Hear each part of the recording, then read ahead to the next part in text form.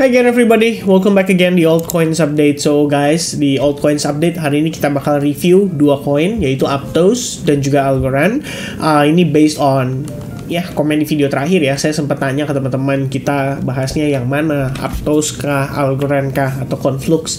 Dan akhirnya saya ngelihat, saya hitung-hitung kelihatannya lebih banyak Algorand. Itu yang pertama. Kedua, terbanyak adalah Aptos. Jadi kita bakal review untuk dua koin ini dulu, and then di next Altcoins Update saya bakal update untuk Aptos. Juga tidak lupa saya pengen remind ke teman-teman untuk mampir ke Telegram kita, karena saya ada sempat kasih update untuk price actionnya daripada Shiba Inu, dan saya lagi minta tolong sama teman-teman untuk give back reaction. So if it reach 200 reaction, kita bakal update untuk Shiba Inu mungkin besok berbarengan dengan Conflux. Oke, so if you guys agree, make sure kalian klik link yang ada di deskripsi dan langsung mampir ke Telegram kita ya. Jangan lupa untuk leave reaction di postingan untuk Shiba Inu. Oke, so guys, hari ini pergerakan market, kalau kita lihat ya, lebih tepatnya per sekarang banget sih, FOMC meeting minutes kan sedang berlangsung ya. Kalau kita lihat sih ini sifatnya sebenarnya report. Jadi kita udah tahu mungkin lebih kurangnya seputaran ya hasil meeting dari pertemuan atau press conference yang bulan lalu. Tapi saya nggak tahu sih. Tadi saya ngecek di berbeda platform, katanya ini sifatnya sedang dimeetingkan, jadi sedang berjalan. Karena memang after meeting tadi, kalau kita cek seperti yang lainnya ya, kalau saya lihat di sini, misalnya contoh Australian dollar, itu langsung ada reaction ya. Jadi after close candle dia langsung bam turun lumayan signifikan ya. After tadi mulai meeting ya jam 1 ya, ini kita lihat ada pin bar dan dia turun. Kemudian yang lainnya juga sama, kalau Anda lihat di XAU USD sama-sama mengalami rejection ya, precisely dari level yang kita marking kemarin juga. Nah, yang nggak terlalu berasa itu S&P 500 dan juga Nasdaq, kita cuman flat-flat saja, nggak ada pergerakan. Bitcoin juga sama, tapi kecenderungannya turun karena memang kita ngelihat dari pergerakan sore tadi pun sebenarnya sudah ada indikasi bisa breakdown ya. Jadi hari ini alts tertekan karena Bitcoinnya turun, Bitcoin dominance rebound. Ya, ini yang sebenarnya parah teman-teman, karena kita ngelihatnya di sini ada higher, bukan higher ya, high level, and then we have low level, but then dia create higher high. Jadi after break dia create higher high, dia pull back sampai ke level Fibonacci 50%, habis itu dia konsolidasi. Ya, konsolidasi ini bisa mengartikan bahwa ada possibility untuk market tuh bisa rebound lagi. Jadi untuk Bitcoin dominance, saya pikir secara struktur saat ini, kalau misalkan kita mampu break dari previous high, ini altcoins akan lebih parah lagi dropnya. Oke, please take note di sana, karena Bitcoin dominance nanjak tapi Bitcoinnya turun. Ini yang sebetulnya jadi parah. Oke, so saya mungkin akan review dari Algorand terlebih dahulu, baru nanti kita akan coba untuk bahas seputar Aptos.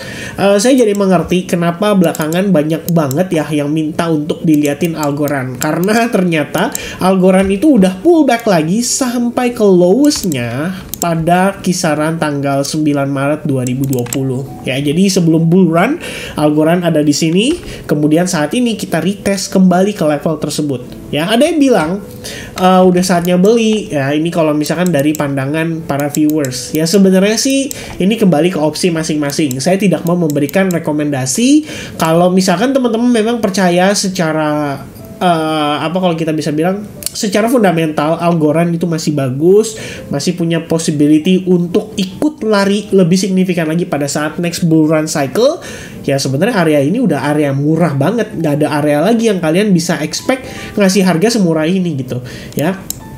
Tapi kalau misalnya kalian merasa bahwa wah, serem juga ya ngeliat price actionnya, at least teman-teman boleh tunggu satu momen. Satu momen itu adalah breakout terhadap key psychology level yang ada di kisaran 0,1425, atau mungkin kalau pembulatan ya ini bisa jadi di 0,1450 dolar ya, 0,1450 sen.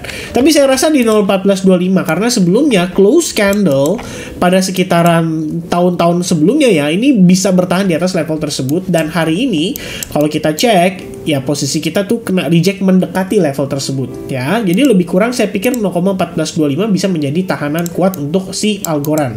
Lalu kalau teman-teman masuk ke time frame daily, yang saya lihat adalah secara struktur saja teman-teman sudah bisa menilai bahwa Algorand saat ini itu dalam keadaan very strong downtrend ya. Kalau kita lihat di sini low, previous high, and then create lower low, and then we create small lower high, and then bam, we get another lower low yang saat ini berpotensi membentuk lower high. Oke, kita belum tahu pasti apakah ini akan menjadi konfirmasi lower high-nya. At least secara time frame daily, Anda bisa lihat ada bearish engulfing ya pada closing candle tanggal 26 Juni. Di follow up dengan 3 candle strong. Dan saat ini posisi kita itu hanya terkonsolidasi. Jadi after rejection yang terjadi adalah kita terkonsolidasi. Ini berarti belum bisa menentukan ya, apakah di sini dia akan create lower low atau di sini justru dia malah create, bisa jadi ya semacam triangle. Kemudian bisa juga istilahnya dia membentuk higher high. Jadi jatuhnya seperti ini. Ya dia malah mantul dan dia create higher high. Ya kalau misalkan buat saya personally, seandainya saya melakukan akumulasi pada Algorand, seandainya saya lebih pengen bermain safety, saya pribadi akan lebih prefer menunggu Algorand breakout dulu dari 0,1425 ya.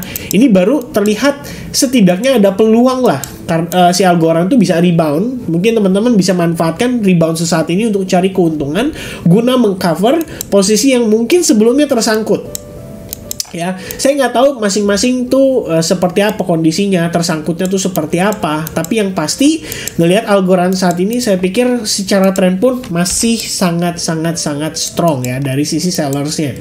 Oke, kalau teman-teman berencana untuk akumulasi, tapi teman-teman merasa khawatir, coba aja dulu untuk cicil dengan mungkin ya margin atau dengan porsi yang mungkin nggak terlalu besar dulu ya. Jadi kalian bisa play safe dan gak terlalu agresif. Oke, terlepas dari kondisi itu, saya gunakan Fibonacci retracement. Kita tarik dari top ke bottom. Jadi so far tahanan kita itu ada di range 0,71 dan 0,618, which is di area ini bisa menjadi area yang cukup penting ya untuk kita lihat di mana Algorand kalau memang dia berhasil untuk reversal, at least teman-teman dia berhasil break terhadap high sebelumnya dulu deh. Itu menjadi PR nomor satunya. Oke, baru kemudian kita berbicara soal possibility area supply-nya, apakah dia mampu break dari sana atau tidak. Kalau misalnya dia mampu, ini kan berarti kita ada flip ya secara struktur. Dia berubah dari lower high lower low menjadi potensi higher high baru kemudian higher low ya. Jadi kita bisa ngelihat dia mungkin perlahan-lahan coba untuk recovery ya, tapi tanpa itu terjadi, saya pikir kita hanya berspekulasi. Dan long pada Algorand apalagi menggunakan futures saat ini belum kelihatan ada peluangnya. Oke, saya pikir ini harus lebih berhati-hati di dalam menentukan transaksi terhadap Algorand. Oke. Kalau lihat dari time frame 4 jamnya, yang saya bisa nilai adalah proses kita rebound saat ini, reject saat ini, itu lagi retest terhadap salah satu area demand yang powerful. Ya, kenapa area tersebut? Karena setidaknya pada time frame 4 jam, kita pernah ngelihat Algorand tuh berhasil break terhadap area tipis yang ada di sini. Jadi jatuhnya kita seperti create higher high, higher low, higher high, higher low, and then break. Slightly higher high, we have another higher low, slightly higher high, another higher low, slightly higher high, but then bam, ya kita full retracement, ngebantai semua level yang ada di sini. Jadi jatuhnya kita seperti full retracement terhadap penguatan yang terjadi, ya. Udah 100% retracement, habis itu reboundnya cenderung korektif. Ya, kalau kita lihat di sini, reboundnya seperti hanya membentuk sekedar channel saja. Gunakan Fibonacci retracement, pullbacknya probably hanya sekedar 61,8%, and then kita currently breakdown dari rising wedge yang ada pada level tersebut. Kita lagi testing nih terhadap salah satu area low-nya. Ya, tapi kalau ngelihat penurunannya agresif seperti ini, ketika nanti terjadi pullback, probably pullback ini bisa jadi hanya sekedar untuk lower low-nya, lower high-nya untuk potensi new lower low-nya. Oke, setidaknya untuk di Algorand saya pikir ini yang perlu diperhatikan ya. Sebelum Algorand bisa recovery bertahan di atas area highest level ini, maka saya pikir Algorand secara probabilitas masih akan lebih tinggi untuk dia tertekan kembali. Which means teman-teman yang mau akumulasi, Anda bisa dapat peluang harga lebih murah. Oke, so that's for Algorand. Sekarang kita akan coba untuk bongkar seputar Aptos. Jadi Aptos sebetulnya saya udah ada analisisnya. Kita udah sharing juga sama teman-teman di Advance. Saya ngelihatnya Aptos secara overall kelihatannya ada potensi kita mau finishing yang namanya A, B, C corrective wave. Kenapa saya katakan di sini ada potensi C wave-nya? Karena satu faktor yang saya perhatikan adalah proses kita saat ini itu kelihatannya baru mulai ongoing menuju finishing wave 4. ya.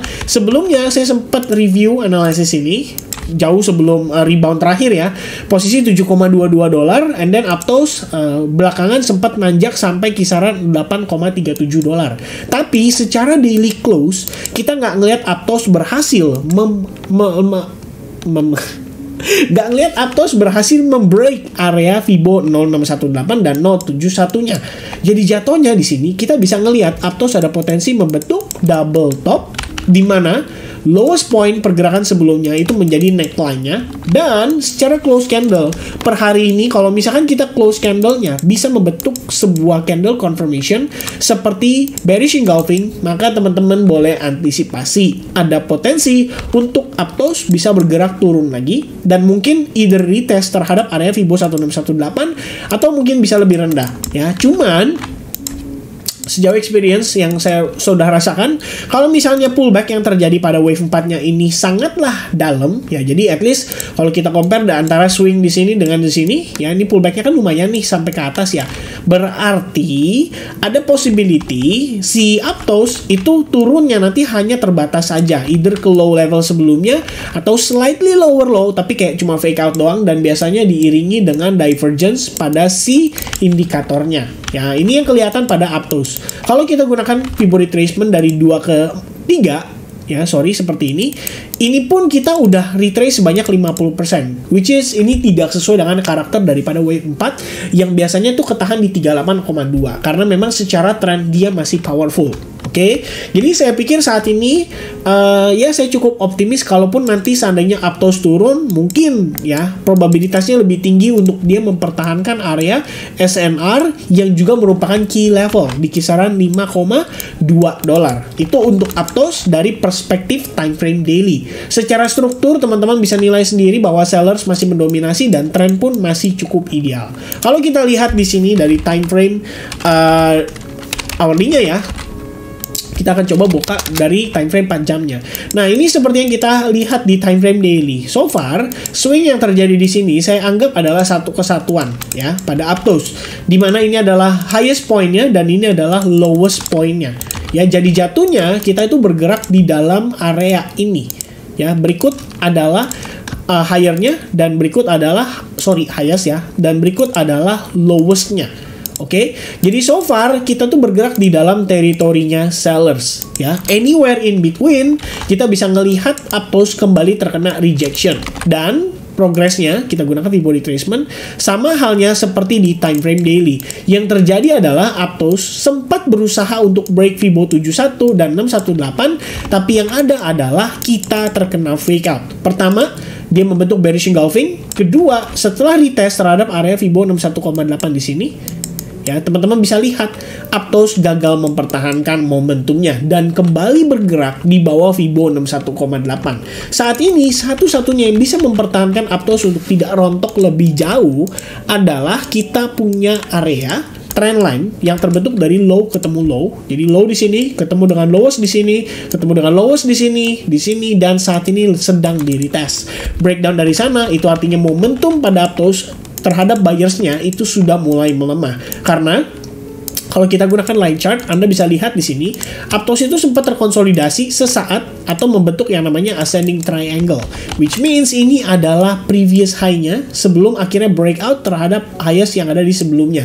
Ya, jadi setelah kita ngelihat di sini dia create higher high ya, kemudian setelah dia break dari level ini dan dia create higher high, berikutnya ini adalah lowest point-nya kita ya. Jadi kenapa di area tersebut? Karena teman-teman bisa lihat setelah harga terkonsolidasi titik low, kemudian kita ngelihat Aptos cenderung rally. Nah, dari sana kita bisa kesimpulkan bahwa ini adalah key level kita untuk Aptos. Selama misalkan contoh trend line-nya di break tapi level tersebut nggak di break, itu berarti Aptos masih punya peluang untuk nanjak lagi dan testing ke area yang lebih tinggi ya. Mungkin kita bisa naik sampai di kisaran 8,7 atau bahkan 9 dolar. Tapi kalau seandainya Aptos gagal mempertahankan momentumnya dan dia akhirnya breakdown terhadap area demand yang ada di sini, ini berarti Aptos benar-benar kehilangan momentum buyersnya ya. Karena kemarin udah sempat berhasil break, ternyata malah mengalami fake out. Ini berarti selling pressure yang ada pada Aptos saat ini itu lebih signifikan.